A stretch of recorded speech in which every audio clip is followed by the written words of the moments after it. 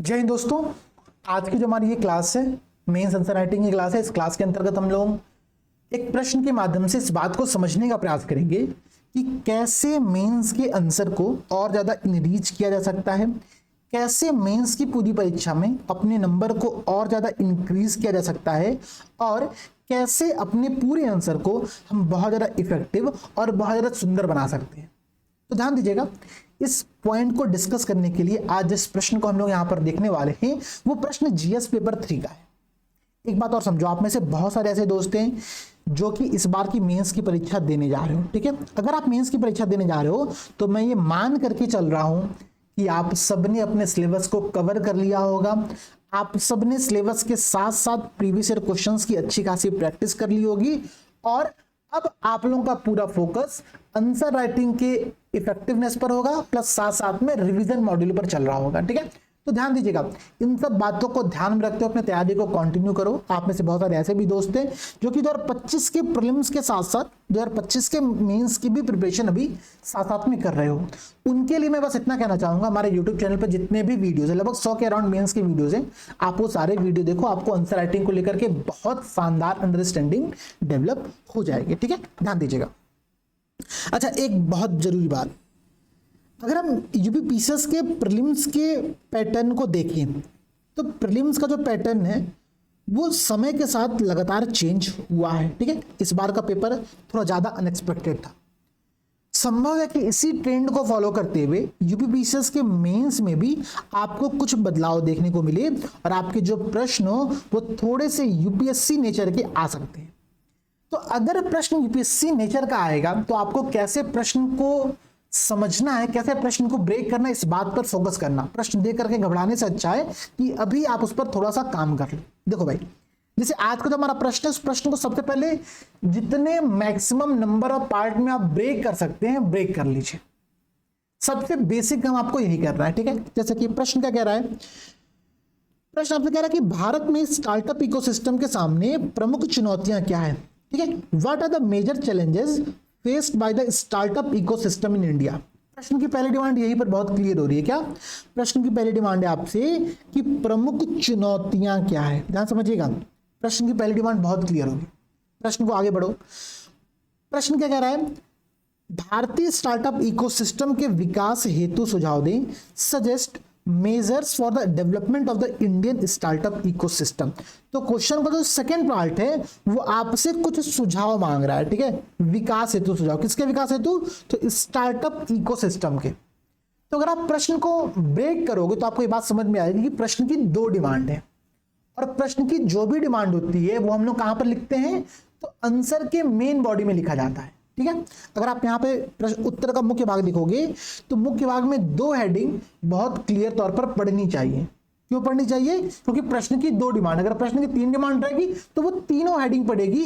ये सबसे पहले आप लोग प्रश्न को पढ़ करके ही समझ लेना। ठीक है, इससे फायदा ये होता है कि प्रश्न के कुछ पार्ट ऐसे होते हैं जिसको हम लोग आंसर लिखते समय, क्योंकि समय बहुत कम होता है, एग्जाम टेम्परामेंट में प्रेशर बहुत ज्यादा होता है, तो उस ड्यूरेशन में क्या होता है कि कुछ भाग हमसे छूट जाते हैं।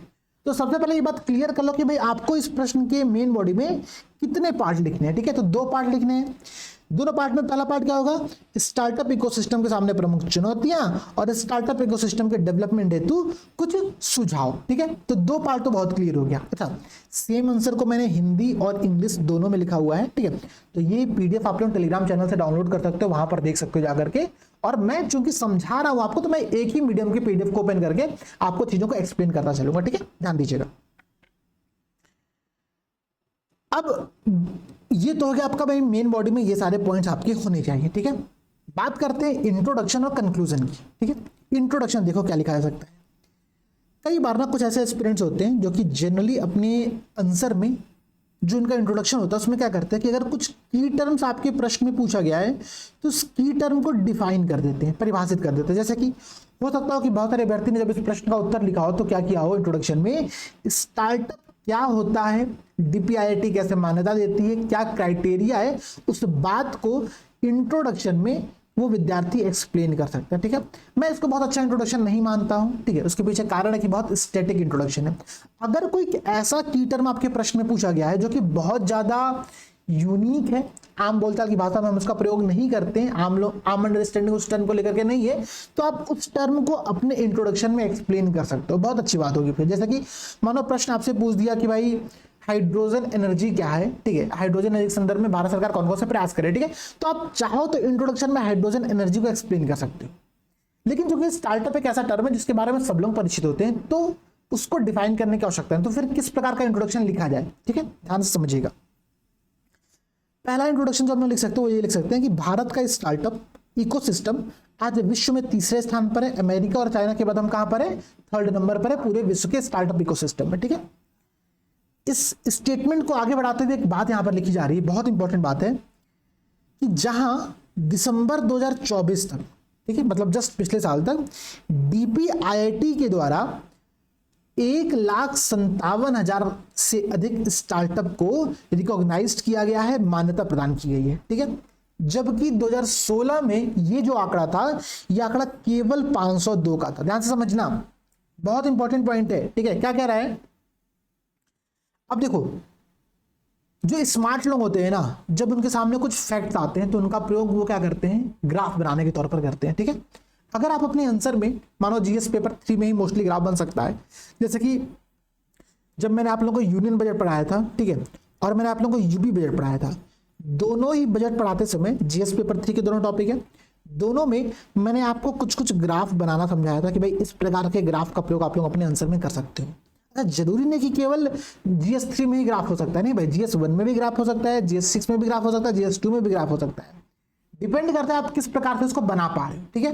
तो ध्यान दीजिएगा, जैसे मानो जीएस पेपर 3 में स्टार्टअप पे प्रश्न पूछा, हमको एक फैक्ट पता है कि भाई DPIIT कहता है कि दिसंबर 2024 तक भारत में 1,57,000 रिकॉग्नाइज्ड स्टार्टअप है और 2016 में संख्या 502 थी। आप सेम चीज को ग्राफ में प्लॉट करो, ठीक है। आपने 2 एक्सेस बनाया, ठीक है, एक्स एक्सेस पर आप क्या लिख रहे हो, आप यहां पर बता रहे हो कि ईयर, ठीक है, वर्ष।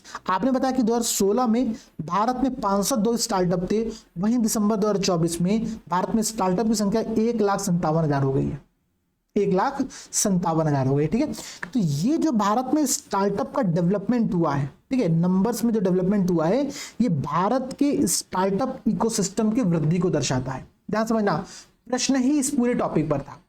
अगर आपने इस प्रकार के ग्राफ को अपने आंसर में बना दिया, आपका नंबर यहां पर श्योरली 0.5 मार्क बढ़ जाएगा, ठीक है, गारंटीड है, ठीक है। क्योंकि देखो, ऐसे ग्राफ सब लोग नहीं बना पाते, ठीक है। पता सबको होता है, फैक्ट सबके दिमाग में होता है, सब चीजें क्लियर होती है, लेकिन उसको किस प्रकार से ग्राफ में रिप्रेजेंट किया जाए, इसका बहुत आइडिया नहीं होता, ठीक है। तो आप सबसे मैं उम्मीद करूंगा कि इस प्रकार के ग्राफ आप अपने आंसर में शामिल करो। एक बार कमेंट सेक्शन में बताना कि जितने लोगों को मैंने एक प्रश्न दिया था लिखने के लिए, उनमें से कितने लोगों ने इस प्रकार के ग्राफ का प्रयोग किया, और जिसने नहीं किया उसने क्यों नहीं किया, ये बात आप लोगों को कमेंट सेक्शन में बतानी है, ठीक है, ध्यान दीजिएगा। इंट्रोडक्शन में एक पॉइंट तो ये हो गया, ठीक है। आप चाहो तो इंट्रोडक्शन को यहीं पर ब्रेक कर सकते हो, ठीक है, पॉइंट आपका यहाँ पर क्लियर हो गया। लेकिन भाई चूंकि मैं आपको थोड़ा कंटेंट भी दे रहा हूं, तो मैं इसी पॉइंट को थोड़ा सा और आगे बढ़ाते हुए मैं आपको कुछ जानकारी और देता हूं, ठीक है। जानकारी समझिए, जो इंट्रोडक्शन में आप लोग लिख सकते हो। बेंगलुरु, हैदराबाद, मुंबई और दिल्ली एनसीआर जैसे इनोवेटिव सेंटर्स के सहयोग, नवाचार केंद्रों के सहयोग, नवाचार केंद्र मतलब इन क्षेत्रों में, बेंगलुरु, हैदराबाद, मुंबई, दिल्ली एनसीआर, इन क्षेत्रों में क्या है कि स्टार्टअप डेवलप हो रहे हैं, यहाँ पर इनोवेशंस आपको देखने को मिलता है, ठीक है। नवाचार केंद्रों के सहयोग और 100 से अधिक यूनिकॉर्न्स की मौजूदगी के चलते यह इकोसिस्टम बहुत तेजी से डेवलप हो रहा है। इनमें से ध्यान दीजिएगा, इनमें से 51% से अधिक स्टार्टअप अब टियर 2 और टियर 3 शहरों से सामने आ रहे हैं, जो देश भर में उद्यमशीलता की व्यापक पहुंच और विकास को दर्शाता है, ठीक है। आपने इंट्रोडक्शन में इतनी अच्छी अच्छी इंफॉर्मेशन दे दी कि अगर एग्जामिनर आपके आंसर को पढ़ेगा तो वो यहीं पर खुश हो जाएगा, ठीक है।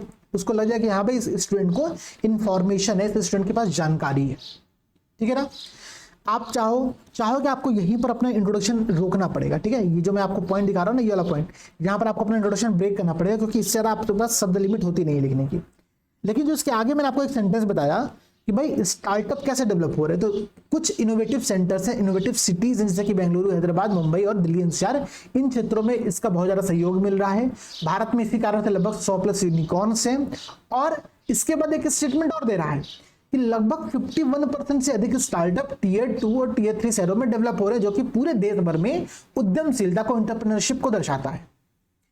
ये पॉइंट आप पता है कहां पर यूज कर सकते हो कि किस प्रकार से स्टार्टअप्स रीजनल डिस्पैरिटी को कम करने का प्रयास कर रहे हैं। ये उसका सबसे अच्छा एग्जांपल है, सबसे अच्छा पॉइंट है, तो आप इसको भी अपने आंसर में शामिल कर सकते हो। ठीक है, अगर आपको लगता है आप केवल बेंगलुरु, जहां पर जो मैंने पॉइंट लिखा हुआ, केवल वहां से भी एक इंट्रोडक्शन को स्टार्ट कर सकते हो और अपना इंट्रोडक्शन तैयार कर सकते हो, कोई दिक्कत नहीं है। ठीक है, आगे पढ़िए, कुछ पॉइंट और समझने का प्रयास करते हैं।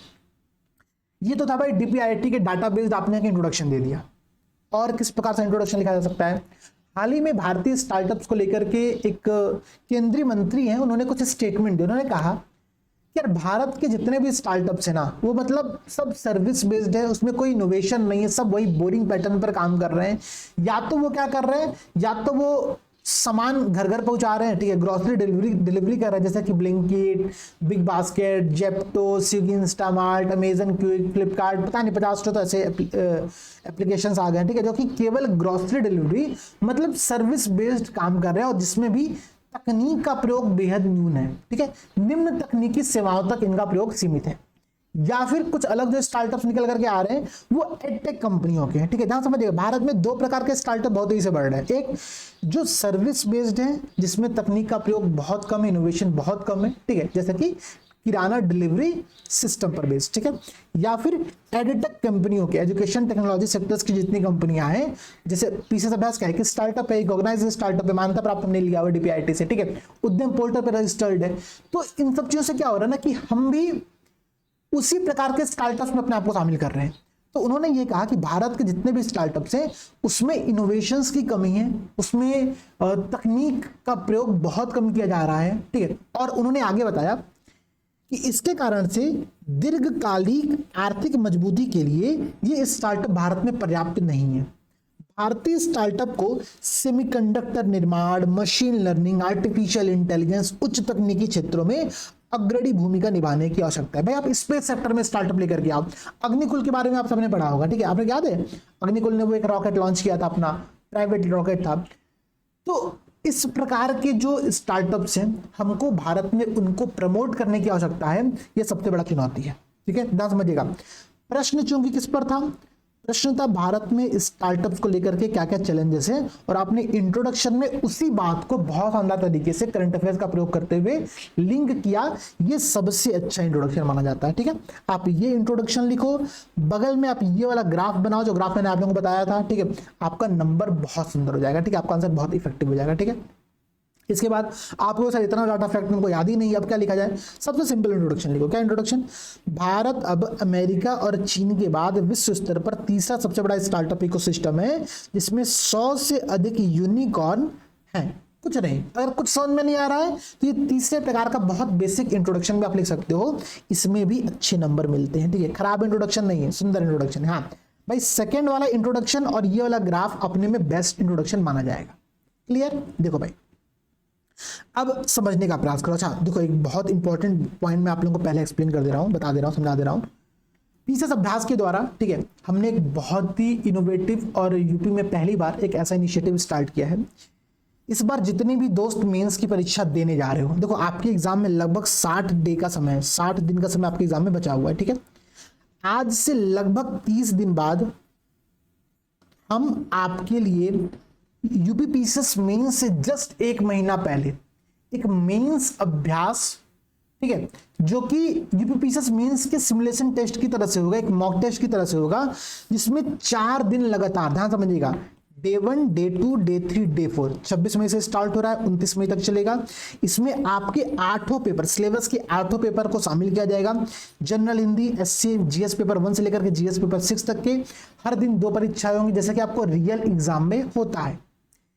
इस पूरे प्रोसेस के में हम क्या करने वाले हैं कि पहला तो पेपर आपका पूरा बाइलिंगुअल होगा, आपको मॉडल आंसर दिए जाएंगे जो कि अपने में बहुत ही शानदार होंगे, इनरिच्ड होंगे। ठीक है, अगर आप ये 8 पेपर सॉल्व करते हो, ठीक है, तो 6 गुणे 20 लगभग 120 क्वेश्चन मॉडल आंसर के साथ तो मैं आपको दे दूंगा यहाँ पर। ठीक है, करा दूंगा आपको। ठीक है, प्लस मेरा प्रयास ये रहेगा कि मैं हर पेपर का एक वीडियो डिस्कशन करूँ, एक वीडियो क्लास लेकर के आऊँ, जिसमें किन किन पॉइंट को शामिल करना चाहिए, अपना कॉपी का सेल्फ असेसमेंट कैसे किया जाए, अपने आंसर को और कैसे सुंदर बनाया जाए, इन सारी बिंदुओं को डिस्कस करते हुए एक वीडियो क्लासेस हम रखने वाले हैं। ठीक है, ये आपका मेंस सिमुलेशन टेस्ट है, पहली बार यूपी पीसेस मेंस की फील्ड में हम लोग करा रहे हैं। मुझे उम्मीद है कि लगभग इसमें 2000 से अधिक स्टूडेंट पार्टिसिपेट करने वाले हैं। ठीक है, ध्यान समझिएगा। ठीक है, 2000 से अधिक स्टूडेंट पार्टिसिपेट करने वाले हैं। लगभग 1000 स्टूडेंट तो अभी हमारे पास हैं। ठीक है, मेंस के जो हैं, जो लोग इसमें पार्टिसिपेट कर रहे हैं। ठीक है, 1000 संख्या और बढ़ने वाली, आप लोग इसमें पार्टिसिपेट करने वाले हो। क्योंकि ये पार्टिसिपेशन केवल और केवल सीरियस एस्पिरेंट करे, इसके लिए हमने केवल एक सिंबॉलिक फीस रखा। देखो 99 रुपए, मुझे पता कि कोई फीस नहीं है, मतलब ये इससे अच्छा मैं रखता ही नहीं फीस। ठीक है, लेकिन 99 रुपए इसलिए रखा गया है कि एक सिंबॉलिक फीस हो, केवल सीरियस एस्पिरेंट यहां पर आए। अगर आप यहां पर आ रहे हो तो आप कुछ चीज का भुगतान करके आ रहे हो, तो एटलीस्ट आप उसके लिए थोड़ी सी एफर्ट करोगे, थोड़ी सी मेहनत करोगे। ठीक है, तो ये मेंस का अभ्यास मॉक टेस्ट है, जो कि अपने में शानदार होने वाला है, गारंटीड है। मुझे लगता है कि यहां से आपको एग्जाम में बहुत हेल्प मिलने वाली है, रियल टाइम फीलिंग होगी और रियल एग्जाम का पूरा एनवायरनमेंट हम लोग क्रिएट करेंगे। प्रयास हमारा ऑनलाइन एग्जाम कराने का है। ठीक है, अभी का जो मैंने पूरा पैटर्न बताया वो ऑनलाइन के लिए ही है, बट मैं इसको ऑफलाइन भी कराऊंगा कुछ कुछ जगहों पर। ठीक है, और कहां कहां पर कराऊंगा, कैसे कैसे कराऊंगा, वो बात का डिस्कस होगा। अभी के लिए जो आपकी ऑनलाइन इस मेंस अभ्यास की फीस है वो 99 रुपीज है। एकदम ज्वाइन करिए इसको धड़ल्ले से। ठीक है, और अपने आप को रियल एग्जाम के लिए तैयार करिए। ठीक है, चलो भाई, ये तो बात रही आपकी इसकी। इंट्रोडक्शन आपका क्लियर हो गया। मैंने आपको मेन बॉडी में कहा कि देखो, जब मेन बॉडी में हम लोग लिखेंगे तो 2 पॉइंट आपकी हेडिंग पड़ेगी, एक क्या, चुनौतियां, और दूसरा आपका हेडिंग पड़ेगा उपाय, सजेशंस। ठीक है, आप चाहो, अगर आपके पास समय कम है तो आप इसको फ्लो चार्ट के थ्रू भी दर्शा सकते हो। ठीक है, क्या भाई, चैलेंजेस एंड सॉल्यूशंस। भाई जो चुनौतियां होंगी उन्हीं के लिए तो आप सुझाव दोगे ना, तो आप इसको टेबल फॉर्मेट में भी बना सकते हो, आप इसको फ्लो चार्ट के थ्रू भी बना सकते हो। ठीक है, ध्यान से समझना। अगर आप टेबल फॉर्मेट बनाते हो तो सबसे सिंपल तरीका ये कि 2 कॉलम बनाइए, एक जगह लिखिए चुनौती, दूसरी लिखिए सॉल्यूशंस। ठीक है, अब बताओ क्या भाई हमारे यहाँ पर क्या क्या चुनौती है, जैसे कि इनोवेशंस बहुत लिमिटेड है, कुछ एग्जांपल दे दो। यहाँ पर मैंने बताया ना कि भारत में जितने भी स्टार्टअप्स काम कर रहे हो तो या तो सर्विस बेस्ड सेक्टर्स में है, या तो ग्रोसरी डिलीवरी कर रहे हैं, या तो एडटेक कंपनी के तौर पे काम कर रहे हैं। ठीक है, कैपिटल डेफिशिएंसी है यहाँ पर। ठीक है, इंफ्रास्ट्रक्चर इश्यूज है, लो रिसर्च एंड डेवलपमेंट है यहाँ पर। ठीक है, एग्जिट चैलेंज को लेकर के बहुत सारी चुनौतियां हैं। कुछ इस प्रकार के चुनौतियों को बताते हुए इनको थोड़ा सा आपको एक्सप्लेन करना पड़ेगा। हर पॉइंट को कम से कम 10 शब्दों में एक्सप्लेन करने का प्रयास करो। ठीक है, इन सारे पॉइंट्स को एक्सप्लेन कर दो, यहाँ पर आपका ये चैलेंजेस कंप्लीट हो गया। ठीक है, सॉल्यूशंस बताते समय आप इनके सॉल्यूशन बता, भाई ठीक है कि हमारे पास लिमिटेड इनोवेशन, तो हमको सॉल्यूशन क्या है कि हम deep tech and advance sectors की तरफ थोड़ा सा फोकस करें। हम सेमीकंडक्टर के लिए, स्पेस टेक्नोलॉजी सेक्टर्स के लिए हमको यहाँ पर कुछ कुछ काम करना पड़ेगा, आप उसके सजेशंस दीजिए। वेंचर कैपिटल बूस्ट के लिए बताएं कि भाई क्रेडिट लिंक के लिए सरकार कौन से एफर्ट करी, कौन से एफर्ट किए जाने चाहिए, आप वो पॉइंट यहाँ पर बताओ। इंफ्रास्ट्रक्चर डेवलपमेंट, R&D फंडिंग, ठीक है, IPO को कैसे इंप्रूव कर सकता है स्टार्टअप्स की, कैसे एग्जिट रूट को बहुत क्लियर किया जाए, सिंगल विंडो क्लियरेंस कैसे बनाया जाए। ठीक है, ये सारे पॉइंट्स आपको बताने पड़ेंगे। एक तो ये सिंपल तरीका है, कुछ पॉइंट जो कि मैं बहुत विशेष तौर पर आपको बताना चाहूंगा, जैसे कि अगर हम चुनौतियों की बात करें, आप इस प्रकार से चीजों को लिखो। क्या भाई, सीमित नवाचार है, इनोवेशन बहुत कम है, लिमिटेड इनोवेशन से क्यों, तो उपभोक्ता केंद्रित हम ज्यादा हैं। ठीक है, हमने सेमीकंडक्टर, मशीन लर्निंग, बायोटेक्नोलॉजी में भागीदारी हमारी बहुत कम है। एक तो सबसे बड़ी चुनौती यही है, आप इस पॉइंट को मेजर कर दो। ठीक है, भाई पूंजी की कमी हमारे पास क्या है भाई कि उच्च जोखिम वाले क्षेत्रों जैसे कि सेमीकंडक्टर सेक्टर हो गया, इलेक्ट्रिक व्हीकल्स का सेक्टर हो गया, इसमें निवेश हेतु बहुत बड़े कैपिटल की रिक्वायरमेंट होती है और भारत में वो रिक्वायरमेंट नहीं है, पूरी हो पा रही है। ठीक है, अभी एक यहाँ पर आंकड़ा और दे रहा है, आंकड़ा ये कह रहा है कि भारत में स्टार्टअप इकोसिस्टम मंदी का भी सामना कर रहा है। कैसे भाई, लगभग 5000 से अधिक स्टार्टअप बंद हो चुके हैं, जिसमें सबसे अधिक मैक्सिमम महाराष्ट्र के थे। इसका कारण ये है कि इनके पास फंडिंग का चैलेंज आ गया था। ठीक, आपको पता है कि भारत का एक यूनिकॉर्न, ठीक है, उसका नाम क्या था, बाइजेयू, एडटेक कंपनी थी, वो भी क्या हो गई, एकदम जीरो हो गई। मतलब वो कहाँ, कभी वो फीफा को स्पॉन्सर कर रही थी, अभी क्या हो गई, वो एकदम खत्म ही हो गई कंपनी। तो स्टार्टअप इकोसिस्टम में क्राइसिस भी चल रहा है, ये बात आपको बतानी पड़ेगी। क्राइसिस कैसे, फंडिंग की समस्या हमारे पास है। ठीक है, ये स्टार्टअप्स क्या है, पैसे तो मार्केट से उठा रहे हैं, इन्वेस्टर से पैसे ले रहे हैं, ठीक है, एंजल इन्वेस्टर से पैसे ले रहे हैं, अर्गन से पैसे ले रहे हैं, लेकिन उसका यूज कैसे करना ही समझ नहीं पा रहे हैं। और इस कारण से चाहे वो एडटेक की कंपनियां हो या अदर, जैसे समझो ना, जितनी ये ग्रोसरी डिलीवरी कंपनियां सब क्या कर रही हैं, सारे अपने कस्टमर्स को भाई आओ हम आपको सब कुछ फ्री दे रहे हैं, हम आपको 50% पर दे रहे हैं। अरे भाई 50% पे कैसे दे सकते हो आप, या तो आपका कॉस्ट उससे कम होगा, या फिर अगर आपका कॉस्ट ज्यादा है और 50% फिर भी दे रहे हो, इसका मतलब ये है कि आप केवल मार्केट को बर्बाद करने के लिए यहां पर आए हो और उसके लिए आप अपने पॉकेट से पैसे यहां पर डाल रहे हो। जिसके कारण से कंपनियां क्या होती है, कंपनियां नुकसान में जाती है। जब नुकसान में जाती हैं तो कंपनियों के पूरे फंडिंग स्ट्रक्चर पे बहुत नेगेटिव इंपैक्ट पड़ता है। ठीक है, तो ये कुछ पॉइंट्स बताओ आप। आगे बताओ कि भारत में यार इंफ्रास्ट्रक्चर इश्यूज बहुत है। ठीक है, हम मान रहे हैं कि 51% स्टार्टअप्स क्या है, टीयर 2 टीयर 3 शहरों में डेवलप हो रहे हैं, जैसे कि पीसेस अभ्यास गोरखपुर में डेवलप हो रहा है। लेकिन समस्या क्या है कि जब हम गोरखपुर में बन रहे हैं ना, तो हमको बहुत सारी चुनौतियों का सामना करना पड़ रहा है। जैसे कि कुछ चुनौतियां आपको समझाता हूं। भाई इंटरनेट लगवाने जाओगे, सही इंटरनेट नहीं मिलेगा, कभी इंटरनेट आज किस कारण से स्पीड डाउन हो गई, कभी इंटरनेट का वायर कहीं पर टूट गया, कभी कोई समस्या। इस कारण से क्या हो रहा है कि इंफ्रास्ट्रक्चर इशू के कारण से हम अपने स्टार्टअप को, हम अपने बिजनेस को ग्रोथ नहीं दे पा रहे। प्लस और भी भाई, जैसे हम तो मानो एक एडटेक कंपनी है, मानो कोई एक ऐसी स्टार्टअप है जो कि मैन्युफैक्चरिंग सेक्टर में काम कर रही है। ठीक है, तो उसको एनर्जी की भी बहुत बड़ी मात्रा में रिक्वायरमेंट पड़ती है। ठीक है, उसकी जो ऑपरेशनल कॉस्ट होती है ना इन क्षेत्रों में बहुत ज़्यादा होती है, छोटे शहरों में। ठीक है, क्योंकि उनके पास वो सुविधाएं नहीं है, ट्रांसपोर्टेशन नहीं है, फैसिलिटीज नहीं है। तो इंफ्रास्ट्रक्चर इशूज एक बहुत बड़ा चैलेंज है छोटे शहरों में, ये बातों को बतानी पड़ेगी। प्लस हम स्टार्टअप इकोसिस्टम को डेवलप तो कर रहे हैं, लेकिन रिसर्च एंड डेवलपमेंट पर बहुत पैसे कम खर्चे कर रहे हैं यहाँ पर। ठीक है, HDFC बैंक स्मार्ट हब व्यापार पे। ठीक है, एक मिनट। ठीक है, ओके।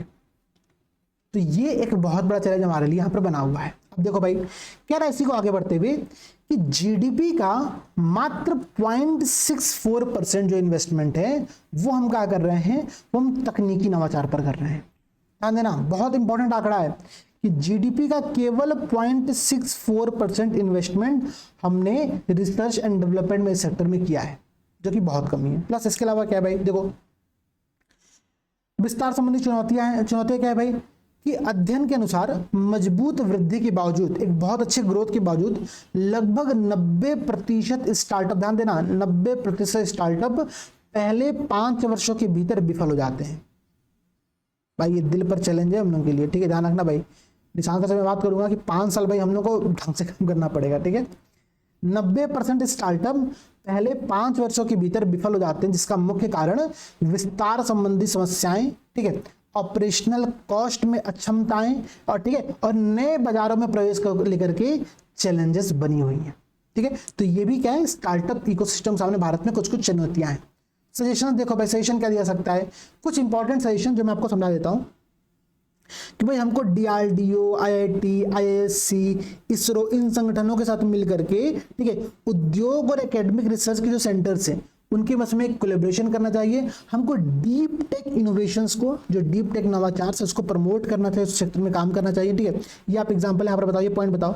आगे बताओ कि जिस प्रकार से इंडिया सेमीकंडक्टर मिशन या फिर इंडिया एआई मिशन के अंतर्गत स्टार्टअप्स को परफॉर्मेंस बेस्ड सब्सिडी दी जा रही है, उसको हम लोग को हर सेक्टर में लागू करना चाहिए। क्या भाई, आप जितना अच्छा परिणाम दोगे उतना अच्छा आपको हम अनुदान देने वाला, सब्सिडी देने वाले, पैसे देने वाले। ठीक है, ये क्या हो गया, ये सबसे अच्छी बात हो गई। ठीक है, इसके अलावा देखो क्या रहा कि हमको ग्रीन टेक्नोलॉजी और ग्लोबल कंपटीशन के लिए हाई क्वालिटी वाले प्रोडक्ट पर ध्यान देना चाहिए, जैसे कि इलेक्ट्रिक मोबिलिटी और क्लीन एनर्जी जैसे इन्वायरमेंटल फ्रेंडली सॉल्यूशंस के माध्यम से हम क्या कर सकते हैं, इस स्टार्टअप्स का प्रयोग मिशन लाइफ, ठीक है, मिशन लाइफ याद है, देखो सस्टेनेबल डेवलपमेंट गोल से कैसे हमने जोड़ दिया, मिशन लाइफ और मेड इन इंडिया, आत्मनिर्भर भारत, ठीक है, इस विजन के साथ जोड़ करके आप इस पॉइंट को यहाँ पर आगे बताओ। ठीक है, आप बताओ कि हमको क्या करने की आवश्यकता है कि भाई स्किल इंडिया हो गया, अटल टिंकरिंग लैब हो गया, पूरे भारत में लगभग 10 सारे अटल टिंकरिंग लैब काम करते हैं। ठीक है, इनको AI, machine learning, data analytics इनके साथ मर्ज करते हुए स्किल डेवलपमेंट पर फोकस करना चाहिए हमको। ठीक है, ताकि जो वहां से स्किल निकल करके आए वो स्टार्टअप्स में लगे। देखो भाई, हमारे प्रधानमंत्री साहब है ना, वो लगातार कहते हैं कि भाई आप अपना जॉब करो, अपना रोजगार को स्टार्ट करो, एंटरप्रेन्योरशिप स्टार्ट करो। लेकिन समस्या क्या है, उनकी कई बातों का पूरा फोकस केवल पकौड़े और लोग चाय तक ही सीमित समझते हैं। अरे भाई, इसके आगे भी सोचो। ठीक है, ये पकौड़े चाय वाली बात एक एग्जाम्पल है, बहुत बेसिक एग्जाम्पल है। हमको इससे आगे निकल कर कुछ स्टार्टअप क्रिएट करने पड़ेंगे। ठीक है ना, और उसके लिए हमको चाहिए स्किल, और उसके लिए सरकार खुद ही ऑलरेडी स्किल इंडिया, अटल टिंकरिंग लैब जैसे प्रोजेक्ट पर काम कर रही है। ठीक है, इसके अलावा अगर हम ध्यान दें तो भारत में एक भास्कर जैसा एक वन स्टॉप डिजिटल प्लेटफॉर्म है। ठीक है, उसका नाम है Bharat startup knowledge access registry. जितने भी स्टार्टअप्स के रेगुलेशंस हैं उनको हमको एक प्लेटफॉर्म पर लेकर के आना चाहिए, सिंगल विंडो क्लियरेंस देनी चाहिए एक सबसे सिंपल सजेशन है, आप इसको अपने आंसर में शामिल कर लेना, ठीक है। एग्जांपल दे सकते हो कि भास्कर जैसा, ठीक है, एक वन स्टॉप डिजिटल प्लेटफॉर्म को क्रिएट करना पड़ेगा, ठीक है। इसके अलावा बताओ क्या भाई, ग्लोबल इनोवेशन और स्टार्टअप पर फोकस करना पड़ेगा, जैसे कि भारतीय स्टार्टअप का एग्जांपल यहाँ पर दे रहा है कि अग्निकुल के 3D प्रिंटेड रॉकेट इंजन और जोहो के क्लाउड सॉफ्टवेयर जैसे, जोहो शायद मुझे लगता है कि जोहो मेल शायद शोरूम है, जहाँ तक शोरूम शायद ये मेल भेजने के लिए कुछ प्लेटफॉर्म है, ठीक है, ईमेल का कॉर्पोरेट सेक्टर इसका यूज करता है, ठीक है। जोहो के क्लाउड सॉफ्टवेयर और उच्च गुणवत्ता वाले स्केलेबल प्रोडक्ट बनाने पर इनका ध्यान केंद्रित होना चाहिए, ये बात आप बताओ यहाँ पर, ठीक है। आगे एक सजेशन और, तो बहुत अच्छा सजेशन है कि स्टार्टअप महाकुंभ जैसे प्रयासों के माध्यम से हमको भारत में युवाओं को प्रोत्साहित करने की आवश्यकता है, ठीक है। अभी स्टार्टअप महाकुंभ एक आयोजन किया गया, ठीक है, तो इस प्रकार के स्टार्टअप महाकुंभ को भारत में और भी ज्यादा करने की आवश्यकता है, ये आप अपने पॉइंट में शामिल कर सकते हो, ठीक है। कंक्लूजन में कुछ बिंदु देखो, जैसे कि भाई सबसे पहला पॉइंट क्या कि हम भारतीय अर्थव्यवस्था के $5 ट्रिलियन की जो इकोनॉमी का लक्ष्य है उसके साथ इस पॉइंट को मर्ज करो, बताओ कि भारत केवल उपभोक्ता बनने की जगह पर वैश्विक नवाचार केंद्र, ग्लोबल इनोवेटिव सेंटर्स के तौर पर विकसित हो, ये बहुत जरूरी है। निष्कर्षतः भारत को स्टार्टअप्स को सिर्फ सेवा आधारित न रख करके बल्कि इनोवेशन और मैन्युफैक्चरिंग में भी अग्रणी बनाना पड़ेगा, तभी हम वैश्विक नेतृत्व कर पाएंगे। ये आपने $5 ट्रिलियन की इकोनॉमी और भारत के स्टार्टअप्स के स्ट्रक्चर पर चर्चा करते हुए कंक्लूजन दे रहे, बहुत सुंदर कंक्लूजन है, ठीक है। कुछ और कंक्लूजन सोचो, क्या लिख सकते हैं भाई। भारतीय स्टार्टअप इकोसिस्टम तेजी से उभर रहा है, हालांकि इसकी क्षमता का पूर्ण दोहन करने के लिए, ठीक है, इसकी कैपेसिटी का पूरा दोहन करने के लिए, यूज करने के लिए भारत को अपने मैन्युफैक्चरिंग सेक्टर में सुधार करना पड़ेगा ताकि स्टार्टअप को औद्योगिक परिवर्तन तथा वैश्विक प्रतिस्पर्धात्मक बनाने में सक्षम बनाए, ग्लोबल कॉम्पिटिटिवनेस क्रिएट करने के लिए हम उसको सही कर पाए, ठीक है। और देखो क्या आगे पॉइंट कह रहा है कि स्टार्टअप इंडिया जैसे पहले ने भारत के उद्यमशीलता पारिस्थितिकी तंत्र को बदल दिया है, नवाचारों और आत्मनिर्भरता को बढ़ावा दिया है। 1.59 लाख से अधिक स्टार्टअप के साथ भारत वैश्विक उद्यमिता के रूप में उभरने के लिए तैयार है। इस वृद्धि को बनाए रखने के लिए वर्तमान चुनौतियां, जो चैलेंजेस आपने बताया, उन चैलेंजेस पर काबू पाने की आवश्यकता है। समावेशिता सुनिश्चित करना महत्वपूर्ण होगा क्योंकि भारत @2047 के सपने के अपने लक्ष्य की ओर अग्रसर है, ठीक है। तो एक आपने विकसित भारत या फिर अमृत भारत 2047 की संकल्पना के साथ जोड़ दिया, एक आपने $5 ट्रिलियन की इकोनॉमी के साथ जोड़ दिया और एक आपने मेड इन इंडिया, ठीक है, इस पॉइंट को जोड़ते हुए अपने आंसर को कंप्लीट करते हैं, ठीक है। तो इस प्रकार के 3 कंक्लूजन के एग्जांपल मैंने आपको दिए, आप इनका प्रयोग करो, ठीक है। कुछ अतिरिक्त जानकारी भी मैं आप लोगों को प्रोवाइड कर रहा हूं, इसको आप लोग पढ़ लेना, इसकी पीडीएफ मैं आप लोगों को शेयर कर दूंगा, हिंदी इंग्लिश दोनों में पीडीएफ दी जा रही है आप लोगों को, सो दैट कि आप लोग खुद की भी थोड़ी सी सेल्फ स्टडी कर पाओ। देखो बात समझना, आज जिस पॉइंट्स को हमने डिस्कस किया है वो पॉइंट बेहद इंपॉर्टेंट है, ठीक है। आंसर राइटिंग कैसे करनी है, किन बिंदुओं को अपने आंसर में शामिल करना, वो आप समझो यहाँ पर। अच्छा, इसमें कुछ लोगों की डाउट ये भी है कि सर अगर कॉपी वैल्यूएशन नहीं होगा तो हम कैसे कॉपी वैल्यूएशन करा सकते हैं, ठीक है। अरे भाई कॉपी वैल्यूएशन अगर आपको कराना है, ये तो मेंस की टेस्ट सीरीज तो चल ही रही है ना हमारी, अब मेंस की टेस्ट सीरीज ज्वाइन कर लो, आप डेली आंसर राइटिंग प्रोग्राम कर लो, वहां पर कर लो। ये जो इनिशिएटिव है मेंस अभ्यास का, अपने में one of the best initiative है, यूनिक इनिशिएटिव है, इसको सफल बनाने में सबसे ज्यादा एफर्ट आपकी चाहिए। हम तो एफर्ट कर रहे हैं, मैं एफर्ट करूंगा, मैं इसके model answer, content, questions paper एकदम रियल एग्जाम की तरह बनाने वाला हूं, लेकिन आपका पार्टिसिपेशन इसको और ऊपर लेकर के जाएगा, ठीक है। तो सबसे सिंपल सा रिक्वेस्ट है, आप लोग इसको अपने दोस्तों के साथ शेयर करो, ठीक है, जितना हो सकता है अपने दोस्तों को बताओ इस संदर्भ में, सबको यहाँ पर ज्वाइन कराओ, ठीक है। 99 रुपये फीस है, नॉमिनल फीस है, कोई समस्या नहीं है मेरे भाई, बहुत कम फीस है, मतलब इससे इस कम फीस में आपको 8 पेपर की प्रैक्टिस तो कहीं पर हो ही नहीं सकती, इम्पॉसिबल टास्क है। आप मुझे दिखा दो एक जगह पर भी जहां पर हो रही हो, ठीक है, तो मैं मतलब मैं मान जाऊंगा भाई कि ठीक है, ठीक है। तो ये आप लोगों से अनुरोध है कि आप लोग से पार्टिसिपेट करिए, सभी लोग पार्टिसिपेट करो, 2025 वाले भी कर सकते हैं, कोई दिक्कत की बात नहीं है, ठीक है।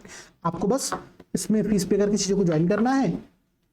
जय हिंद, जय भारत, मिलते हैं आप लोगों से अगली क्लास में, ठीक है। कोई समस्या होती है अगर मेंस को लेकर के तो कमेंट कर देना एक बार।